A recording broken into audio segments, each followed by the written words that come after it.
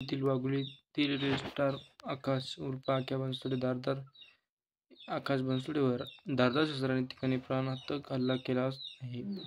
या हल्ल्यात आकाश बनसोडे हा गंभीर जखमी झाला असून त्याच्यावर सध्या एका खासगी रुग्णालयात उपचार सुरू आहेत. हल्ला करणाऱ्या तिघांना वाघोली पोलीस यांनी गुन्हे शाखेच्या युनिट 6 ने युक्त कारवाई करत अटक केली आहे. आकाश बनसोडे हा वाघोली परिसरातील बाईक रोड या ठिकाणी वास्तव्यात आहे. त्याचे बाबळनगर येथे हिरो मोटार शोरूम समोर न्यू मेन्सवेअर कपड्याचे दुकान आहे.